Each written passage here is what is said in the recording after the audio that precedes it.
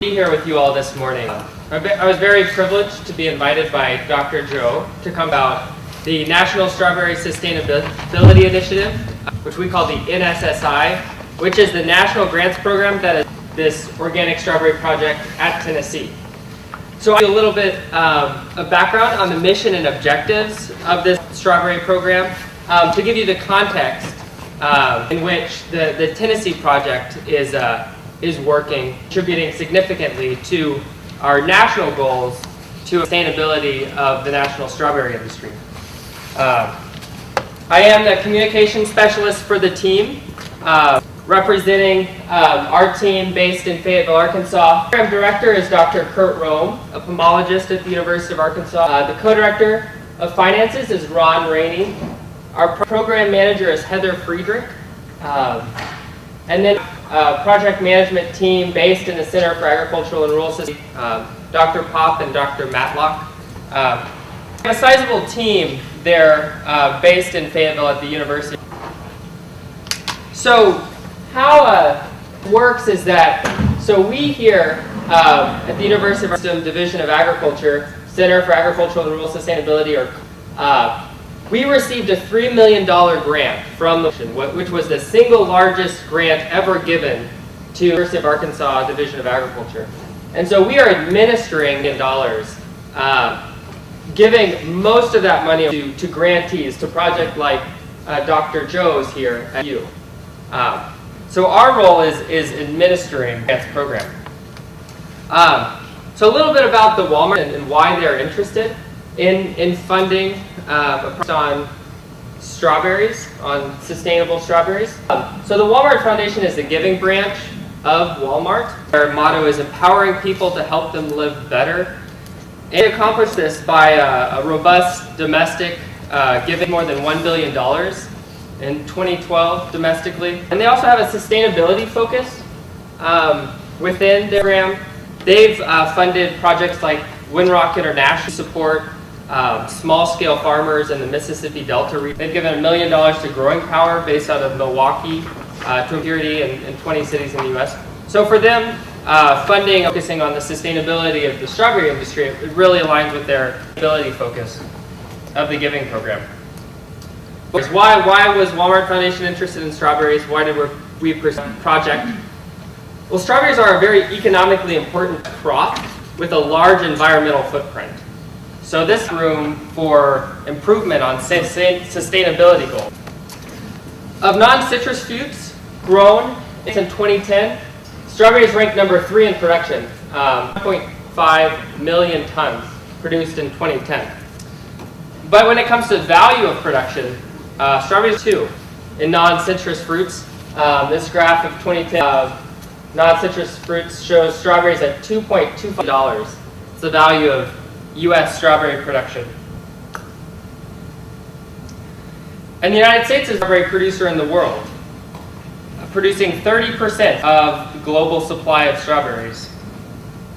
4 metric tons of production in 2012.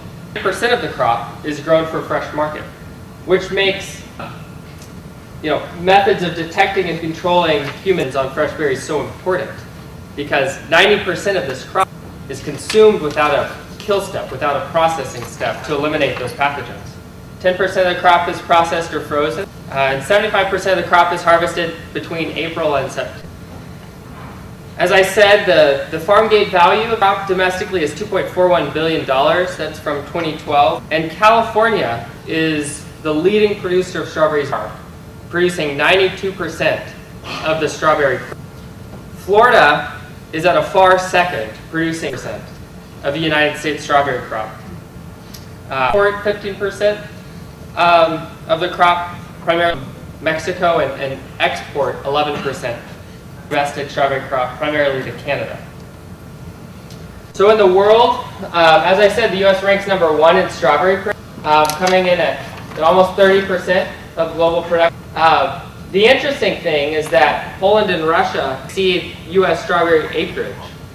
But you can see the yield of U.S. strawberries is 7 times that of pollen, even on less land. So that points to the efficiency of the U.S. strawberry production system. Quickly, you can see strawberry production on the global scale has been on the rise since 1990, increasing about 200% since the 90s. The United States is keeping up with that increasing production trend.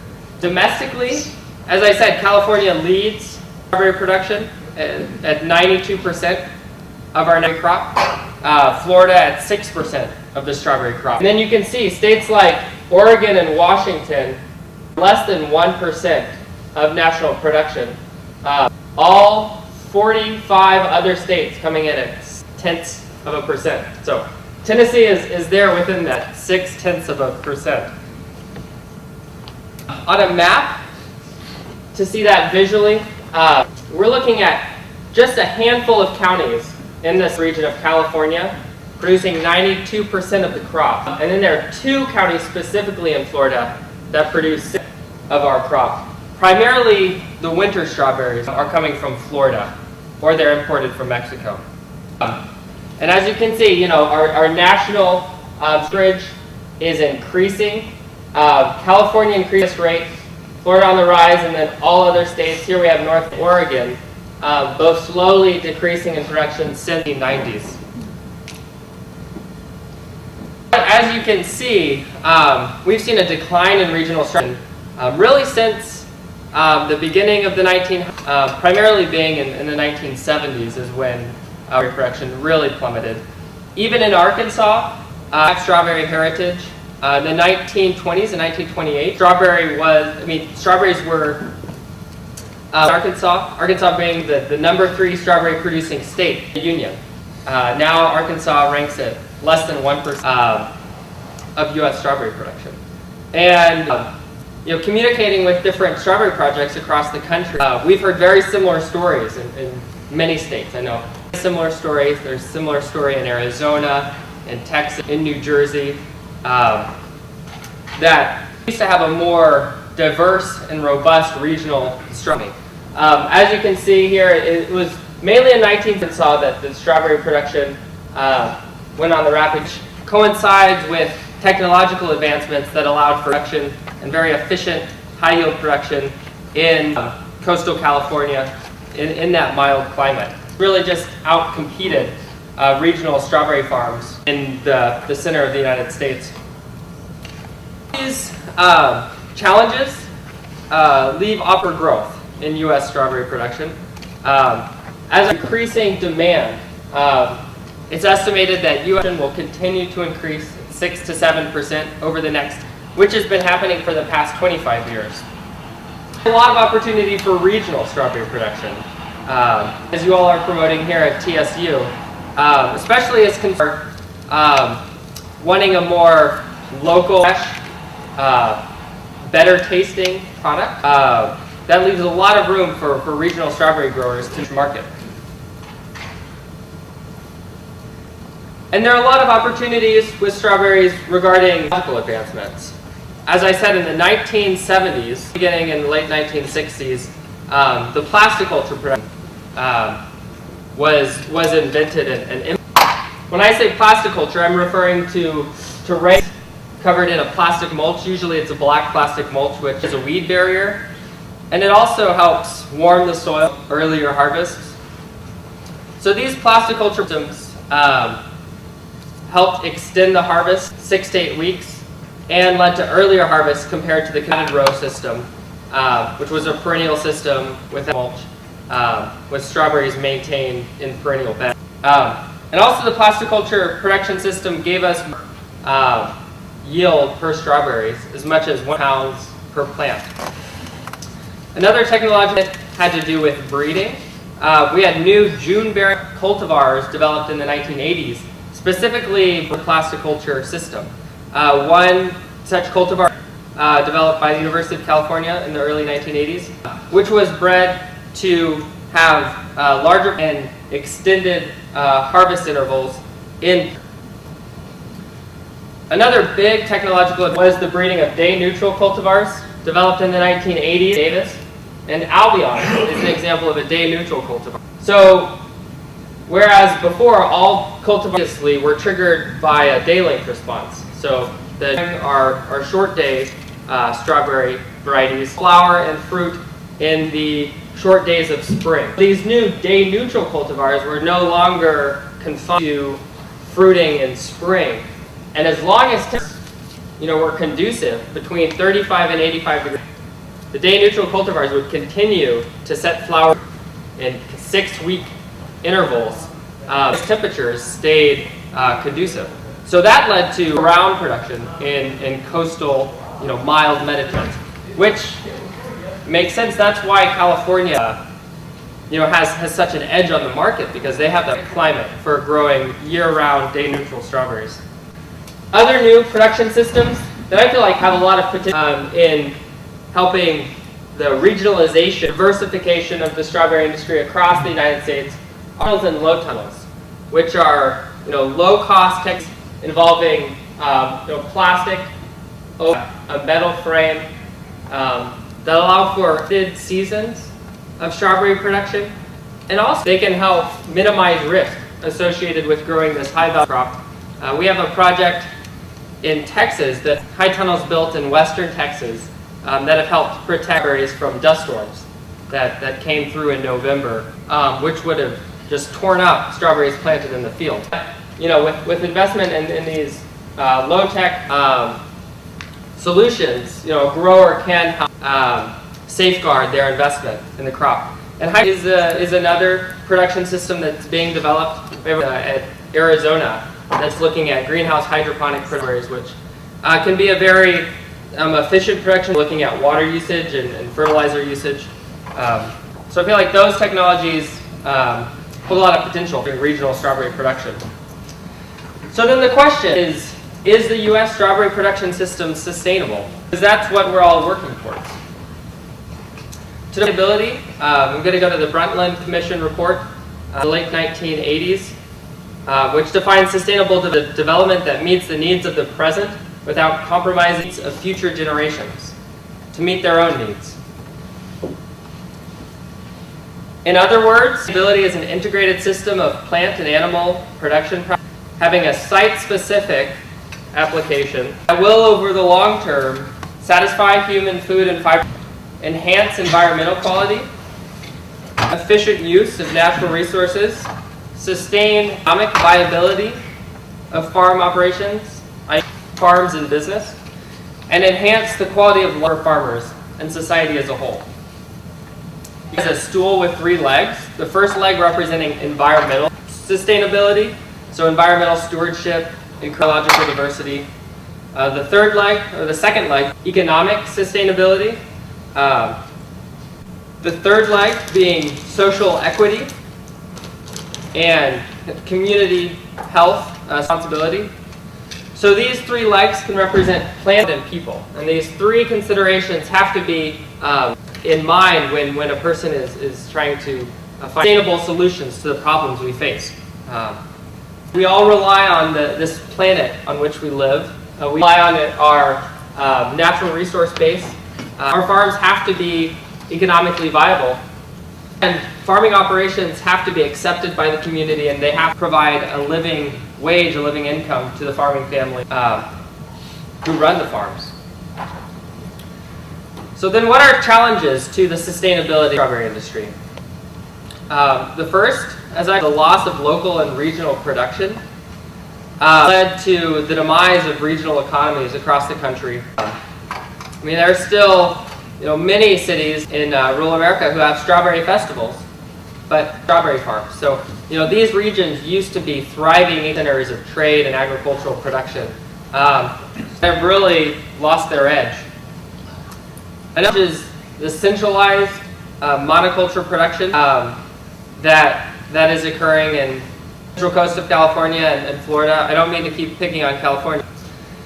This monoculture production system creates problems when it comes to weeds and insects. Any monoculture being very sensitive to pests coming in and taking advantage of that environment. It also creates problems with labor supply, with there being a very centralized area requiring a lot of labor to harvest the crop in a certain time period, lead to issues of labor flows and not having enough labor to actually harvest the crop that's grown, especially with issues with immigration and this is debating immigration issues and not allowing free flow of labor. Monoculture production can have problems when it comes to actually getting the crop out of the field. And also monoculture production produces when it comes to chemical, water, and energy consumption. Being a very centralized area that is very chemical intensive, creating groundwater issues, and water intensive, depleting natural water resources. So here's a map of the main strawberry producing regions in California. As you can see, so California begins with fall and winter production, with more spring and summer production in more areas of California. And then here are the two counties that primarily provide production of our strawberries. But as you can see, strawberries are grown on either coast, and then they're shipped to distribution hubs, distribution centers across the United States, and from there they're shipped to your to make it to your plate. The average strawberry travels 1,000 miles from farm to plate. So that is a very fragile distribution center. I mean, you can think about how it is by cheap fossil fuel and easy transportation, and how it could easily crumble in national emergency. Sustainability challenges have to do with the high fertilizer input, which occur in the monoculture centralized production areas. Strawberries are also very pesticide intensive. You can see the Environmental Working Group publishes a Dirty Dozen list of the most pesticide-ridden produce. Strawberries have ranked on that list since the Environmental Working Group started publishing it. So conventional strawberries have a lot of pesticide residue, which is a real concern, and that consumers are thinking more and more about. And strawberries are very irrigation heavy, and especially in areas of centralized production, are depleting resources. And once underground are depleted and groundwater resources are depleted, that's going to create a big problem for those production areas. Other challenges have to do with the short shelf strawberries. Strawberries only last 7 to 10 from harvest. You think how many days it takes them to your grocery store, how many days they sit on the shelf before you take them, and how many days they sit in your fridge before you put them on the table. And because of that, 36% of picked are not even consumed. They're lost in the supply chain. They're in the shipping or sitting on the grocery store shelf, or they go bad in your fridge. It's incredible. So only 2/3 of the actually picked are enjoyed, are eaten at home. That's an estimated product of $1.14 billion. Incredible amount. So that also points to the benefits of more regional, local strawberry production. Those 7 to 10 days can be at your, not on the road to get to your house. And then another challenge for strawberry study has to do with the potential for foodborne illness. We've seen outbreaks of foodborne illness on strawberries in 2011 and 2012. So, this being an issue that's kind of raising to more awareness, and especially with gaps in food safety certification requirements for produce growers, dealing with pathogens on strawberries is becoming more and more important. So then the question is, can strawberries be more sustainable? And this is a question that Walmart Foundation, and this is something that Walmart tasked us to help accomplish. As I said, it was a $3 million grant the foundation gave to us at CARS at the University of and 2.64 million of that grant have been given away to ITs such as TSU. Let's accomplish the goal of making the national strawberry industry more sustainable. So the objective of the NSSI is to improve strawberry sustainability by increasing regional and local production, complement national production centers. We know that Tennessee can ever take on the Goliath of California. California just has so many big environmental conditions that makes grow so well there. But what regional can do is it can help provide a complementary industry to the more centralized production centers in California and Florida, offer a more fresh, potentially more nutritious, potentially more safe product to consumers really looking for that. Another objective of ours is to improve the environmental sustainability of strawberries by reducing energy inputs in the production system. We wish to improve economic returns to growers and increase the value of strawberries throughout the supply chain. And one of the ways to do that is to make the strawberries have more value to the consumers by telling the story of the grows of strawberries, by offering local strawberries or organic strawberries that to them has more value and has something they're willing to premium for. We wish to reduce the crop loss, both before and after harvest, and metrics for sustainability and food safety chain that can help us measure how sustainable the strawberry industry is, so we can look at room for improvement in low-hanging fruit industry. So the process that we've gone about, trying to accomplish this objective is to first frame the challenges by looking at the strawberry production market. Then we developed a request proposals, an RFP, which we did nationally, which solicited proposals from institutions like TSU, which we then reviewed. Currently managing the projects with active quarterly reviews to make sure the grant projects are accomplishing their objectives along the way.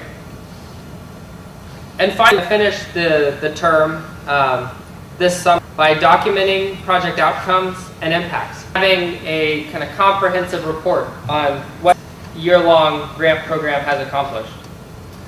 So we targeted 9 funding areas in our request for proposals in our RFP, which we asked institutions to focus. So the first was to increase the production season and regional. The second priority was to reduce chemical inputs for soil fertilization, weed control. Third funding priority area was to reduce energy in production, handling, transportation.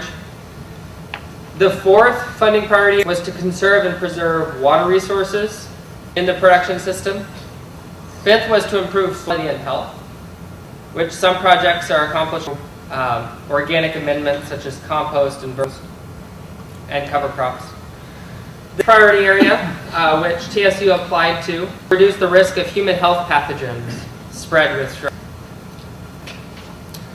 The seventh priority area was to reduce the post-harvest product loss through the supply chain. More than a third of the strawberry crop is lost in the supply chain before it reaches consumers. The eighth funding priority area was to increase the value and economic return to growers. And the ninth was the constructive metrics, so a way to measure strawberry sustainability. So we went about accomplishing objectives through outreach and implementation. So our focus is on creating impact, systemic change through technology transfer and innovation. So what we were really focusing on is taking the technology and research that's been developed and proven by universities and moving that out to demonstration sites and to grower farms to get this technology in the field of production to raise awareness of ways of increasing the sustainability of strawberry production to those who are actually growing our strawberries or distributing packing our strawberries. So mine was a very fast turnaround. In March of 2013, distributed the request for proposals as of intent, submitted, and then had a final deadline of April 15th. By May 15th, external reviews completed. We had 8 third-party reviewers look at grant proposal that was submitted and rank the proposal on a scoring method that was put out in the request for proposals. 17th of May, our internal team at CARS had proposals, and then we presented those proposals that we had selected for funding to the Walmart Foundation on May 20th, their go-ahead. On May 22nd, we guys emailed the project leaders and let them know that their projects were selected for funding. And on 9th of May, we made a media announcement, announcing the launch of the grants to the national stage. In total, we had 72 letters of intent submitted, and then 56 proposals received, a total of $7.2 million. So the hard part, winnowing those down to the $6.4 million that we had to give away to grant projects. We had 21 states submit proposals, which 1,500 pages of material. So we end up funding 20 proposals from 13 states, representing almost every of the United States, with the exception of the Northeast. You can see we have representation from Arkansas to Arizona to Oregon, Tennessee, and Texas. So we have strawberry projects all across the United States working towards improving the sustainability of strawberries. So the first funding priority area was to increase the production season and diversity of strawberry production, which we had the most projects funded in, and ended up awarding over $1 million to that priority area, which shows the relevance of encouraging regional production of strawberries. The second funding priority area was to reduce chemical inputs. And in the priority area, we had 3 projects funded in California, Florida, Carolina, which is appropriate considering California and Florida are largest producing strawberry states, almost $500,000. We didn't receive proposals to reduce energy inputs in strawberry production, but we do have a project funded in California to conserve and preserve water resources in the production system. We have a project in North Carolina to improve soil quality and health in the production system. And then the project here at CU to reduce the risk of human health pathogens spread on berries. Project in Florida to reduce the post-harvest product loss through the supply chain. Project in New Jersey and North Carolina to increase product value and economic returns to growers. And a project that's looking at implementing a sustainability metrics for the strawberry industry, a way to measure how sustainable are strawberries. So you can see here all the projects funded, priority area of increasing production season and regional diversity. To kind of give you a preview of some of those projects, there's a project that was funded from Arkansas, was based in Fayetteville at the research station there, that is focusing on revitalizing strawberry production in Arkansas and surrounding region via extended season production systems. So they are using high tunnels here to grow strawberries in Arkansas. So these strawberries are completely passively heated. They don't need utility input. Instead, they're 100% heated by solar energy, by solar radiation, which is why they have this black landscape fabric on the ground and these black plastic pipes which are filled with salt water, which will serve as heat sinks during the day. The black color of the pipe will absorb more solar radiation. That water will hold heat, and then it'll radiate that heat out at nighttime, even when temperatures drop below freezing. We're actually able to keep strawberry flowers from freezing during temperatures down to 8 degrees that we experience in mid-summer by covering these rows, loading row cover, covering that in straw, and then it all in a layer of plastic. And so that's without any petroleum energy. So that's a very exciting project. It's great to have in our backyard. Then we have a project in Arizona that's looking at revitalizing the Southwest greenhouse industry using hydroponics, essentially to convert houses that have been used for tomato production in the Southwest to grow a higher value crop, like strawberries, in systems that are very efficient in water and nutrient use. We have a project in Nebraska. It's looking at winter strawberries grown in greenhouses in Nebraska. You can see here's one of their breeder farmers who is picking fresh strawberries in December in Nebraska. And as I said, we have this Texas project that dealt with the dust storms in November, which is doing a lot of great work out kind of the Houston area, western Texas. Mainly looking at, they're using plasticulture systems, high tunnels and low tunnels, row covers to promote strawberry production throughout Texas.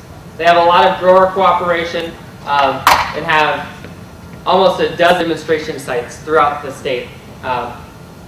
If you have time, they have a very good Facebook page that's great to look at and a lot of pictures posted there. But they're making a huge impact on strawberry production in Texas.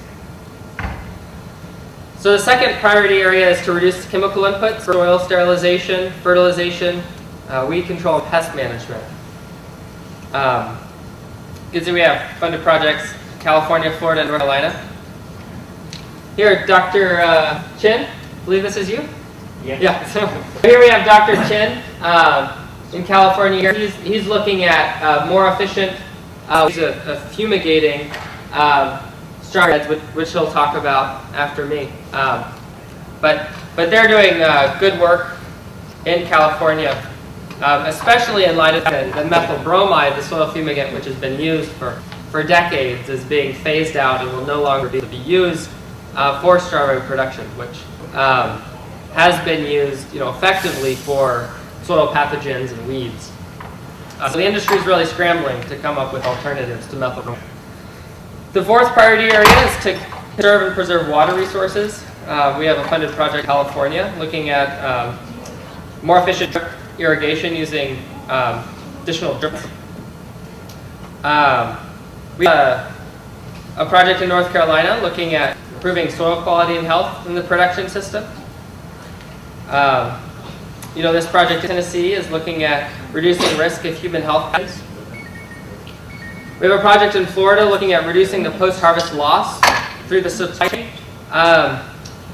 through what they call intelligent distribution management model. So currently, grocery stores use the first in, first out model. So if the strawberries come in first, those are the first ones to be sold. But depending on the environmental conditions of where the strawberries were grown, the fields they were grown in, and even the transportation time, sometimes the first strawberries aren't the first to go bad. And so they're looking at kind of considering all those environmental conditions to determine which shipments of strawberries actually have the shortest shelf life. And so they're looking at some of those first, so fewer strawberries go bad on grocery store shelves. The eighth priority was to increase product value and economic return to growers and participants. We have funded projects in North Carolina and New Jersey.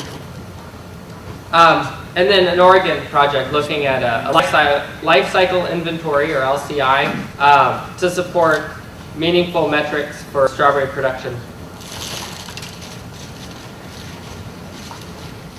So the grant process involves us at CARS providing the management and tracking of the grant projects with quarterly reports submitted to us that demonstrate outcomes and impact, just to make sure the funded projects are staying on track and accomplishing their objectives.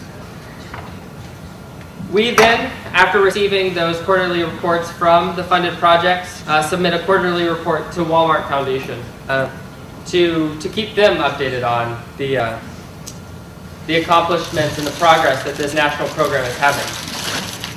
The final reports from our project leaders are due the end of August, with us submitting our final report to Walmart Foundation September 30th. We've done our best to really engage the media and produce a lot of media hits through this national program. So far we've had over 200 media citations, of the National Strawberry Sustainability Initiative. And we've created several sites to generate dialogue between project leaders and engagement with the community and stakeholders, including a listserv, an email listserv for all the project leaders involved, a project website, blog, social media sites, and a photo sharing site called SmugMug. So here's our project homepage, which you can access by going to strawberry.uark.edu. This is really the hub for information on the National Grants Program. I provided you all with a handout that lists all the websites that I'll be going to, so you can take this home, and if you have spare time and want to learn more about the NSSI, you can go to those web addresses, but they're all listed on your handout. So this is where we have the project calendar, and also a great page to go to is called the Project Profiles page, with a link here on the left, which lists all of our 20 funded projects, and more information about their priority area, and their objectives, and links to their own social media sites. We maintain a blog for the NSSI, where we actually feature guest posts from funded projects. So most recently, here in the beginning of January, we had a guest blog post from Sherry Kubota at the University of Arizona talking about her hydroponic strawberry production project in Arizona. The blog address is listed here, and it's on your handout. But this is a good way for you to see pictures and stories of our funded projects, to look at what the projects are doing on the ground. We also have a Facebook page that we maintain for the NSSI, where we link to other project Facebook pages. Sure, Long will talk about it. The TSU project has its own Facebook page, which we link to, and we use our Facebook page to promote other projects and to share news stories about our projects, and also about the strawberry industry. We try to, through the Facebook page, allow a platform for meaningful engagement with everyday average strawberry consumers who are interested in what the NSSI is doing. We also have a Twitter for similar reasons, to be able to post news articles and promote our funded projects, and share pictures from the funded projects. The Twitter handle is @s_berries, and if we'd love for you to mention us. You can use the @sberries handle, or hashtag strawberries, or hashtag NSSI, if you're doing anything related to sustainable strawberries. We also have a YouTube channel here, where we have videos related to the national project. We actually have a video from New Jersey, which they submitted with their first quarterly report, which talks about how they are engaging with local growers to grow out newly developed New Jersey strawberry varieties. It's a very, very good video. I'd recommend going to our YouTube channel and looking for that New Jersey video. And then we have the SmugMug page, which is a photo sharing platform, where we have photos from almost all of our funded projects in a folder. Here you can see the photos from the Tennessee State project here.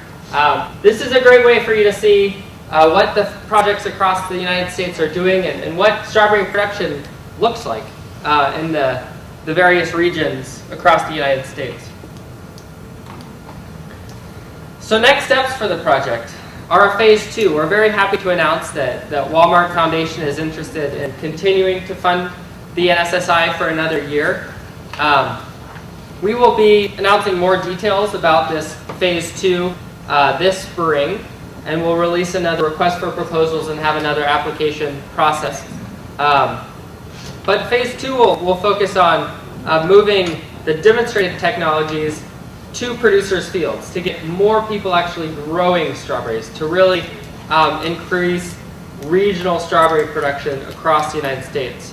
But it's going to be very much an extension-focused grant phase, focused on engaging with the farmers and with stakeholders, and really making an impact on the industry. And beyond phase 2, at CARS at the U of A, we're really interested in doing a similar grants program on other crops, including tomatoes or peaches, other crops that have a very large environmental footprint, that have a lot of room for growth in sustainability.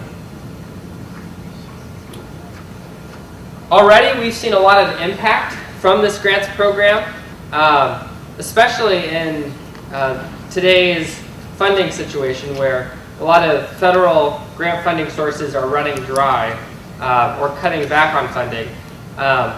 This has become one of very few sources of funding for applied field level outreach having to do with specialty crops. We're seeing quick adoption of technologies at the local and regional level, especially the adoption of high tunnel technologies throughout the United States, which is really having an impact on regional production. We're seeing an improved access to fresher, higher quality strawberries and safer strawberries for consumers, especially with increased regional production. That leads to increased access for consumers to local strawberries. And we're seeing reduced environmental impacts from production as projects are looking at new technologies and innovative ways to reduce chemical use, energy use, and water use in the strawberry production system. And by the end of this funding cycle, we'll be able to better address and assess the environmental, economic, and social sustainability of the national strawberry production system. I thank you all for your time and attention this morning, and I would love to answer any questions if you may have some.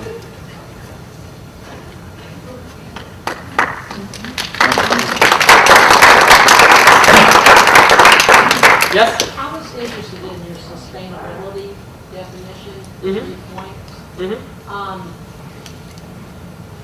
And that, I mean, is that something that's being filtered out to all the farmers as well, along with this process? So, as administrating this grants program, we're not directly interacting with the farmers. No, I mean, I feel like the people here at TSU, are they taking that 3-part definition and spreading the word as that is being a sustainability model?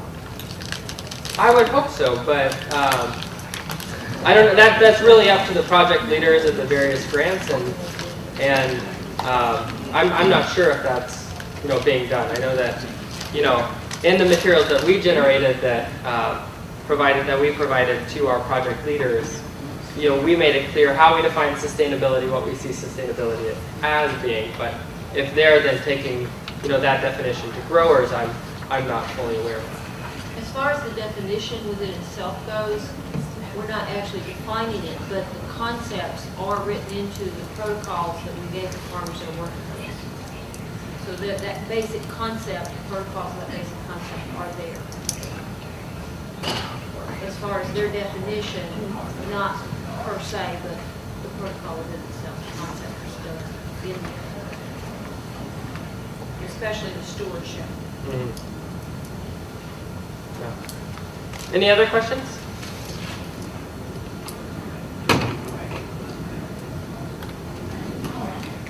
Yes, sir?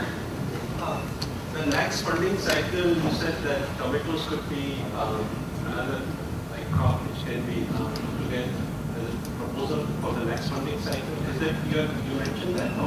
So in phase 2, we're going to continue to look at strawberries.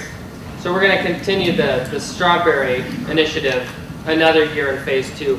Beyond that, we're interested in approaching Walmart Foundation to see if they'd be interested in funding other national grants programs that focus on other crops.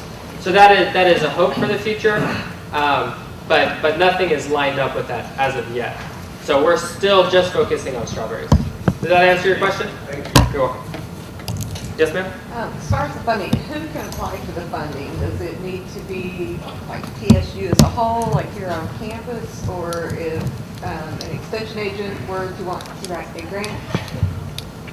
So Who can apply? the PI, the project leader, needs to be associated with a university, either a land-grant university or a public university. That's one of the requirements.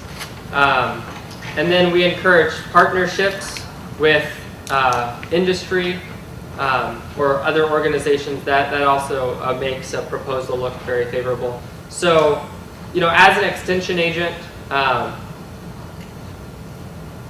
you could apply kind of through your institution for funding.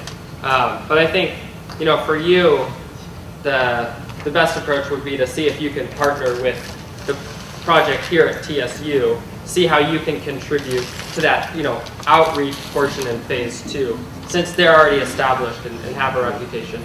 And most of the projects funded in phase 2 will be current projects that are already funded that will extend funding to allow them to take their developments, in technology one step further to producers. Did that answer your question? Yes, and I have another production question. Would you be the one to ask that, or do we have somebody going into more detail? You can ask. I'll answer if I know, but I imagine Dr. Chen has more experience with production. I was curious about the day neutral, the Albion that you put on plastic. How many years can you expect that plant to produce on plastic? Because knowing, the nature of the strawberry plant, you have the mother plant and it needs to put down the daughter. Yeah, so the current production system, it's only being grown for a year. Is that right, Dr. Chen? Yeah, in some cases 2 years. So somebody put it out last fall. Yes. Got a crop last fall, and then they'll do spring next fall, and then they'll have to take them up.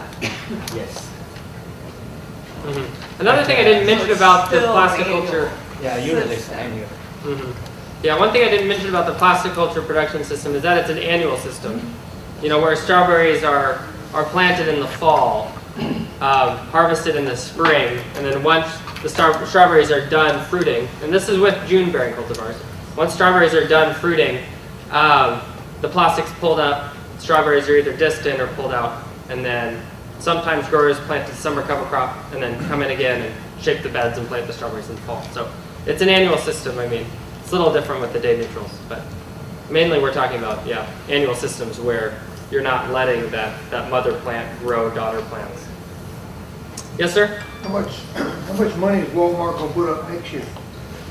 So they have promised a little over $1 million in funding. So we're cutting back from $3 million to $1 million, but we're going to use that money as efficiently as we can to really funnel that to projects on growers' farms and getting the technology out to growers.